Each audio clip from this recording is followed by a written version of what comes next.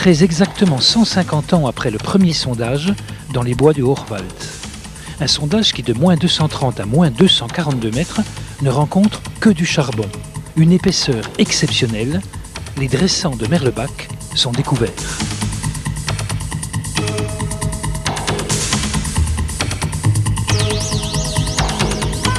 C'est tout de suite la ruée. Dans la campagne autour de Frémin-Merlebach, plusieurs compagnies entreprennent de creuser des puits dans des conditions si difficiles, avec des arrivées d'eau, que certains chantiers doivent être abandonnés. Mais dès 1858, Napoléon III annonce officiellement la découverte du bassin houiller de Moselle.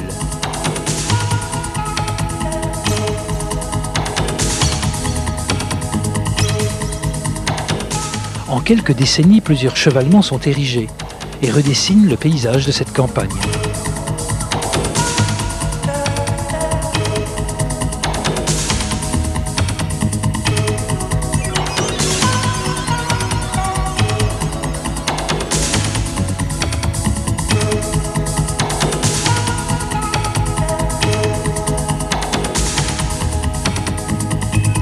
D'autres apparaîtront plus tard, et leurs noms nous sont familiers. Vouters, Remeaux, Cuvelette, Frémin, Merlebach-Nord.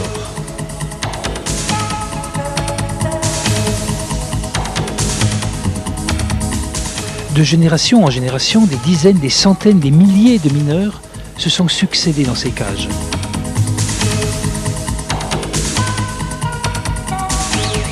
« 200 mineurs en 1900 qui descendent à moins 245 mètres, 5000 ouvriers à Merlebach au début des années 60 qui extraient près de 5 millions de tonnes de charbon par an.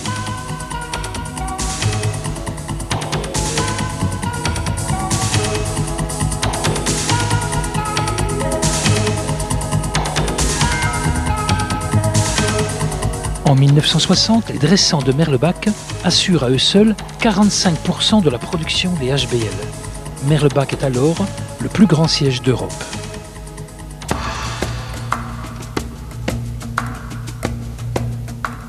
Aujourd'hui, le dernier chantier de Merlebach, la Veine d'Ora, est à 1250 mètres de profondeur.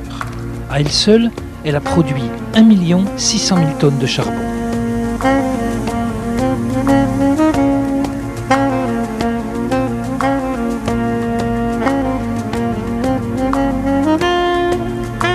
Pendant ces 150 ans, le matériel et les techniques ont évolué, passant du pic et de la pelle à la haveuse et au soutènement marchand. En 2001, l'aventure des dressants a pris fin. En septembre 2003, le dernier charbon est remonté de la Veine d'Ora, sur un dernier... Au jour, ceux qui ont vécu des fragments de cette histoire collective racontent cette aventure hors du commun. Il était une fois Merlebach. En 2003, produire de charbon, c'est un geste tout à fait moderne, dans un contexte de mines souterraines très anciennes. Actuellement, il reste une taille à la houve, une taille à Merlebach. Donc c'est vraiment le bout du chemin.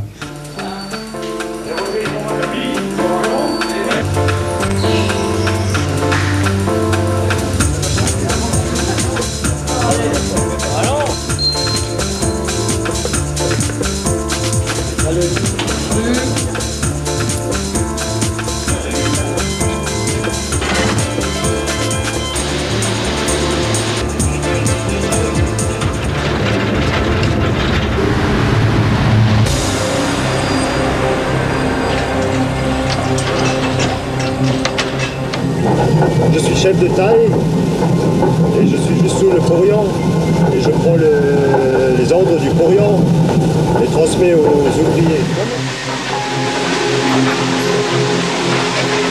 Je suis rameur de machines d'abattage, l'Electra 2000.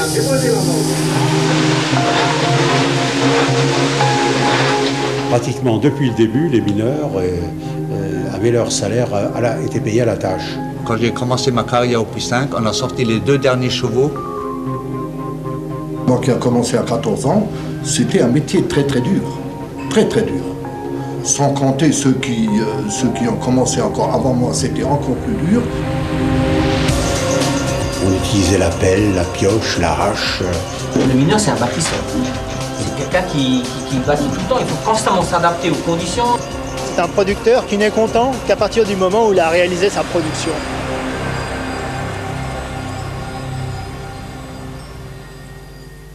Très impressionnée, très émue. Émue parce que je m'attendais à ce que ce soit assez gigantesque, mais c'était plus que ce que j'imaginais, beaucoup plus.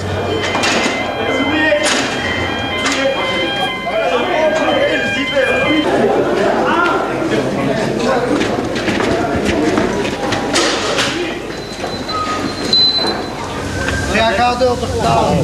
Le grand plaisir à la remonte, c'est la douche.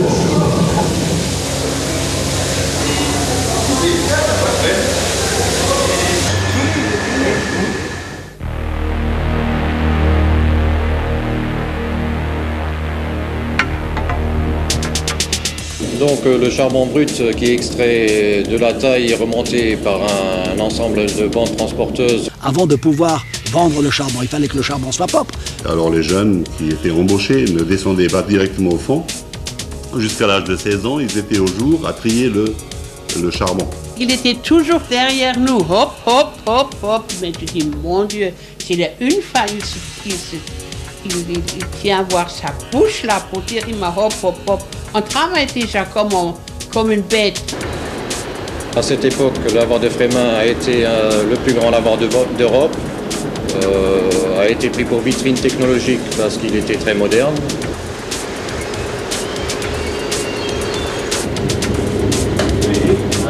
Le réseau ferré des HBL était très important vu la longueur initiale qui s'étendait de Forbach à Creuswald sur une longueur de 40-45 km et une longueur linéaire de rail de 200 km. Un carreau de mine, c'est le trait d'union entre le chargement du matériel venant des fournisseurs et les utilisateurs qui sont les mineurs du fond.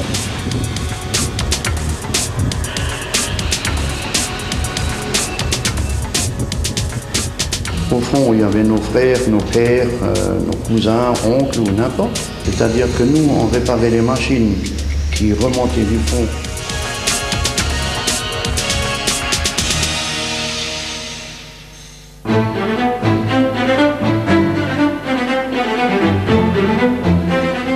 Frémin et Merlebach étaient deux tout petits villages, passés d'une population totale d'1 millier d'habitants, environ 18 000 habitants, 19 000 habitants dans la période la plus faste. Le Texas lorrain.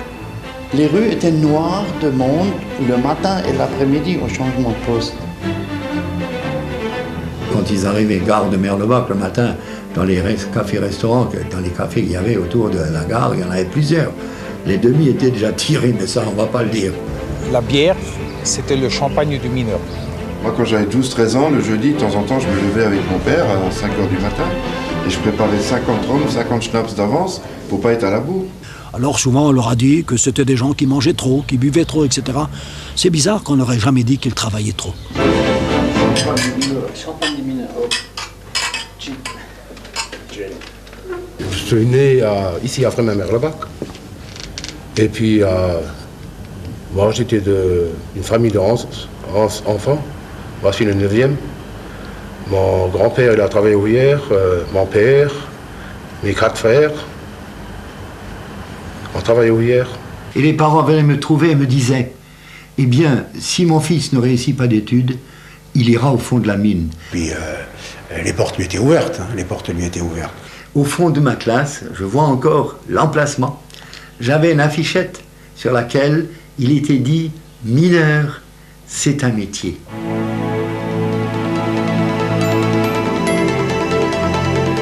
En 1855, les premiers sondages effectués à Merlebach permettent la découverte d'un gisement très important. En fait, c'était les dressants. Ce sont des veines très importantes de entre 10, 15 et 20 mètres de charbon. C'était des veines à la verticale, quasiment à la verticale. Il fallait donc dépiler 5 mètres de charbon et on remplaçait ce charbon par du sable. Et on remontait de nouveau. C'était une méthode qui était vraiment spécifique à Merlebach. Heureusement qu'on avait le sable de Merlebach, sinon on n'aurait jamais pu exploiter nos dressants. j'étais dans les montages à main. C'était le boulot le plus dangereux. Il n'y a plus les volontaires qui sont rentrés dans les montages. Les plateurs, c'était l'industrie et les dressants, c'était l'artisanat. Merlebach a exploité les dressants de 1903 à 2001.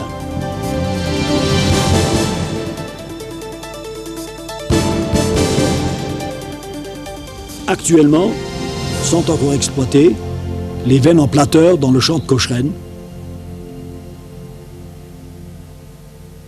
C'est les mineurs à qui qu'on a demandé de bosser pour que la France se relève après la guerre, quoi.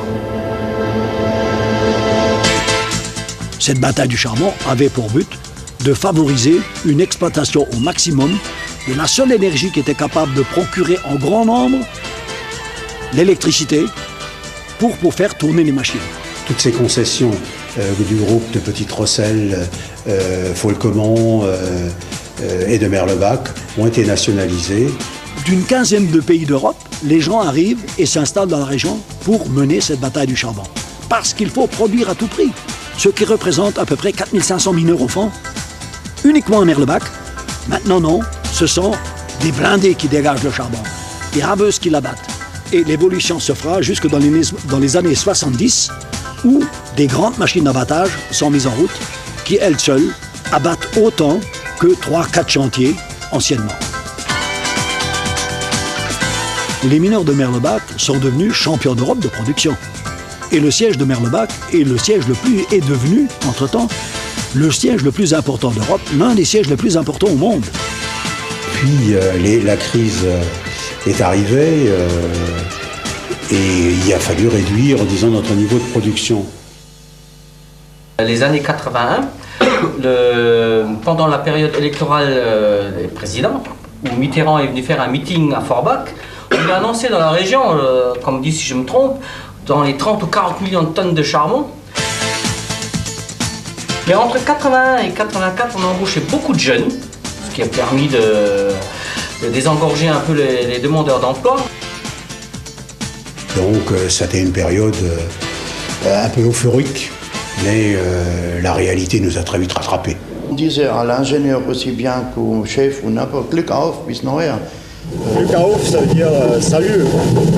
Bonne chance au fond. C'était une vie un peu spéciale quand même, parce qu'on attendait toujours le retour du mari, qu'il soit à l'heure, et on avait toujours un peu peur si jamais il avait du retard. J'évitais de lui parler du danger de la mine. Je pense qu'elle subissait déjà assez comme ça.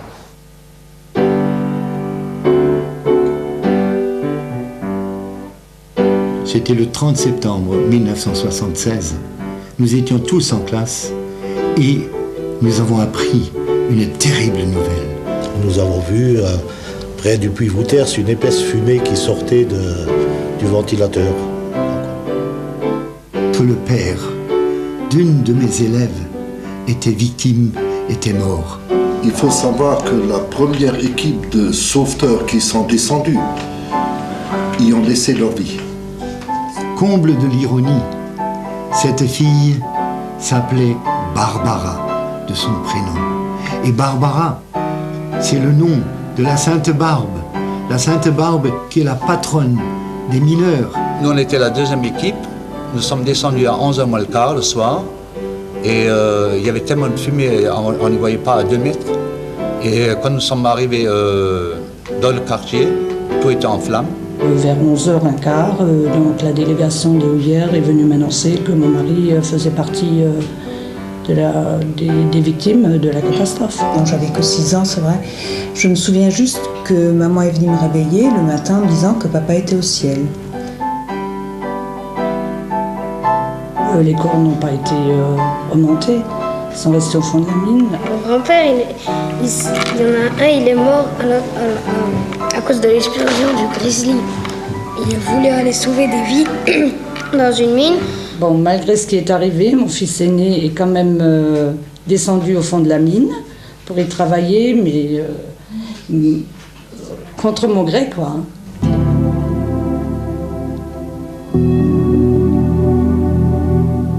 Alors à la mine, on est chaleureux, on est parfois gueulard, on est un peu raide.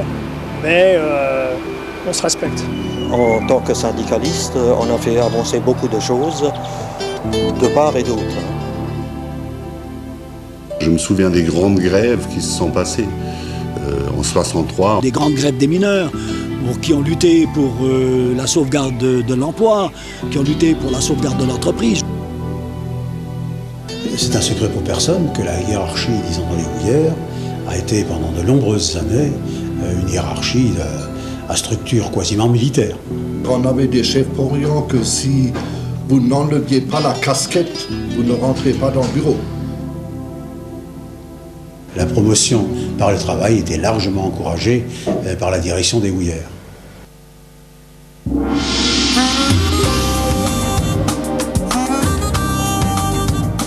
La solidarité du mineur était vraiment légendaire et exemplaire. Qu'on soit français, italien, arabe, espagnol ou n'importe quoi, une fois qu'on avait le casque sur la tête, on était tous mineurs et on s'entraidait. On a l'esprit un peu germanique, on en veut, et on montrera jusqu'au bout. Et on est fiers de ça. Et le travail bien fait. On était tous fiers de notre métier. Un métier d'homme, c'était quelque chose qui vous prenait 24 heures sur 24. Je vais dire, c'est le plus beau métier du monde. Moi je l'aimais fort. J'en ai fait, je pense, mon sacerdoce. C'était vraiment un sacerdoce d'être à la mine. On l'a dans le cœur, c'est tout. On a l'impression d'avoir fait quelque chose, même si demain on s'arrête. Les enfants, comme les jeunes de la région, ont hérité de vertus extrêmement importantes qui sont issues du travail, de l'ambiance de travail de leurs parents. Je lui ai jamais dit souvent à mon papa, mais je le remercie pour ça, parce que son âme de mineur nous a permis de nous battre dans la vie et d'apprendre que rien n'est acquis. Voilà. Merci papa.